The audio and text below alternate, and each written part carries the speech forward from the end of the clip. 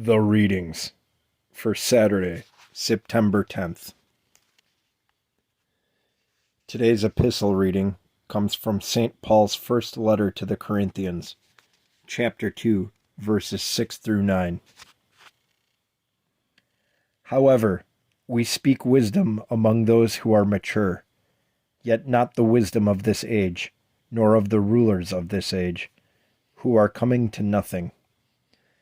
But we speak the wisdom of God in a mystery, the hidden wisdom which God ordained before the ages for our glory, which none of the rulers of this age knew. For had they known, they would not have crucified the Lord of glory.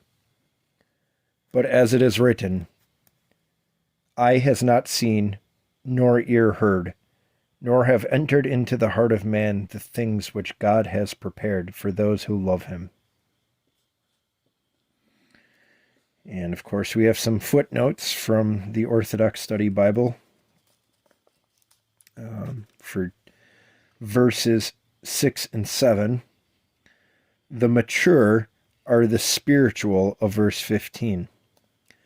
Mystery here is the gospel of the kingdom. See Romans chapter 16, verse 25, Ephesians chapter 3, verse 3, 4, and 9, and chapter 6, verse 19, Colossians chapter 4, verse 3,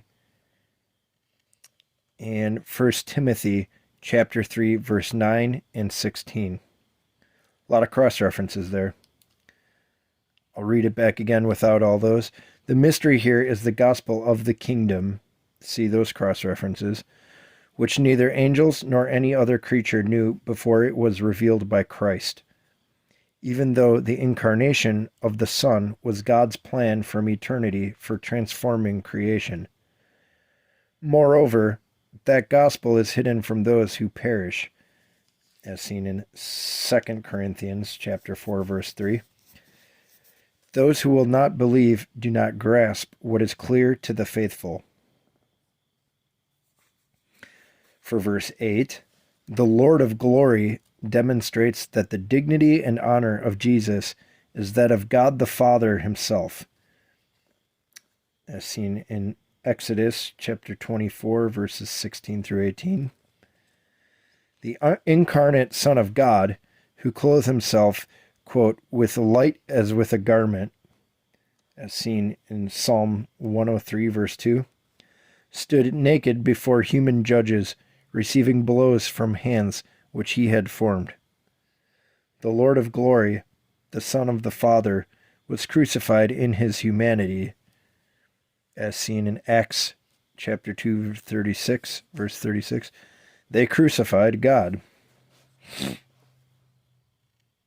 And for verse 9, Paul seems to have collected phrases from several passages,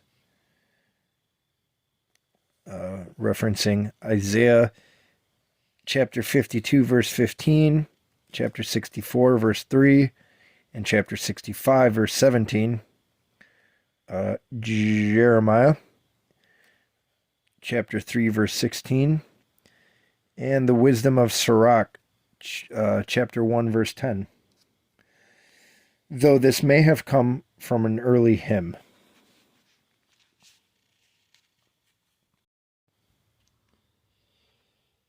And our gospel reading for today comes from the book of Matthew, chapter 10, verses 37 through 42, and chapter 11, verse 1.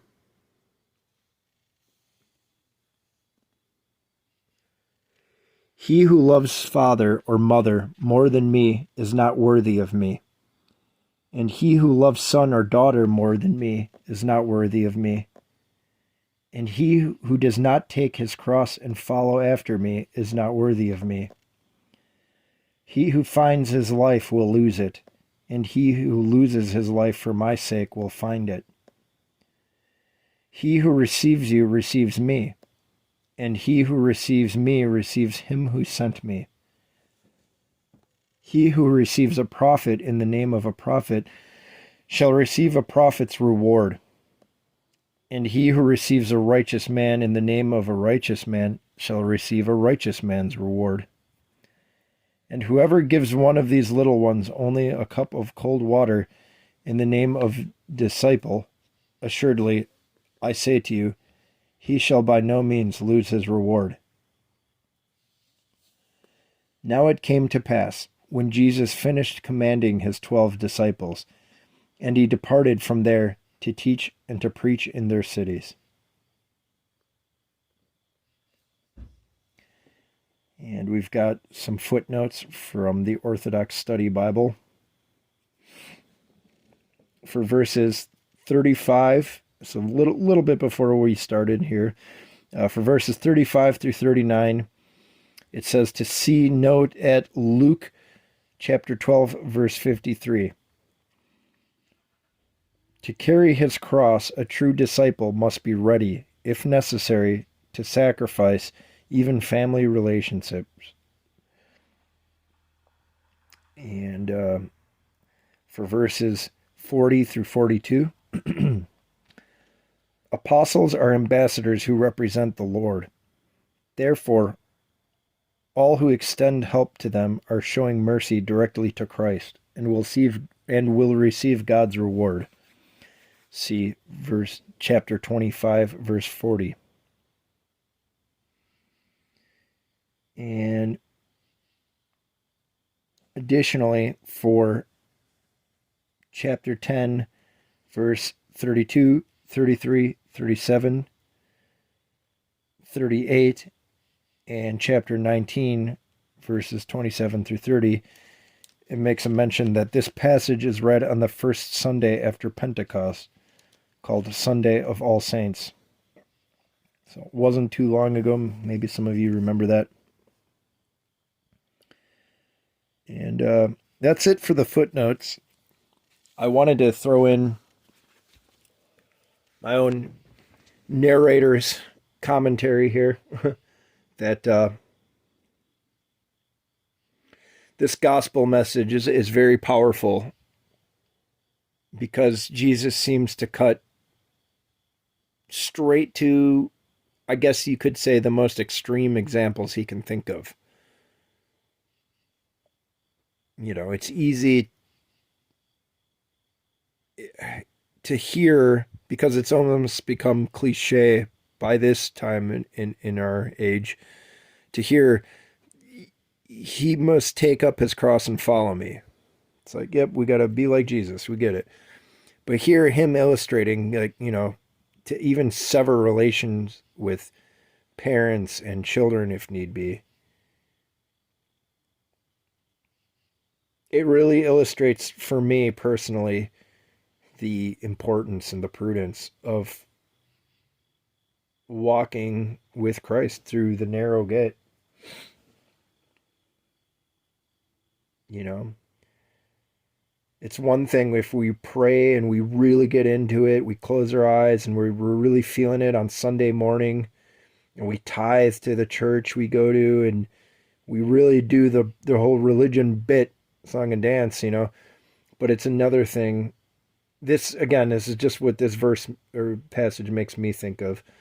It's another thing entirely, though, to where we're out with our friends. Maybe we're partying, maybe we're socializing. How convenient is the Christian walk in those moments then? If somebody is telling, you know, profane or dirty jokes around us, how important is walking with Christ in those moments? Is it easier to just laugh along with the jokes? Is it easier to just not fast because you're out on the road and food options are limited, and you know, one day won't hurt if you have a burger?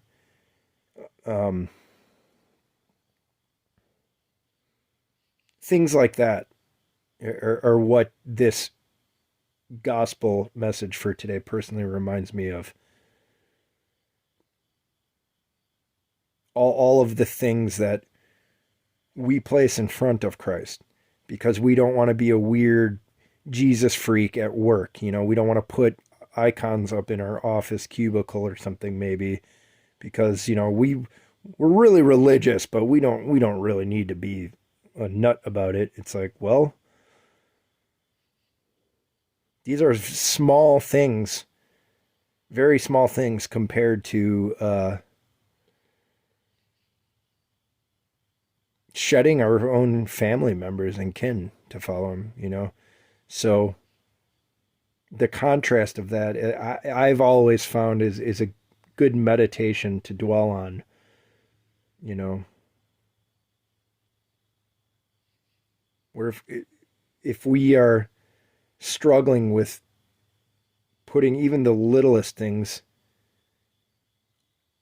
the littlest attachments of our identity before Christ, it should it should humble us. It should humble us into being more steadfast with our faith, because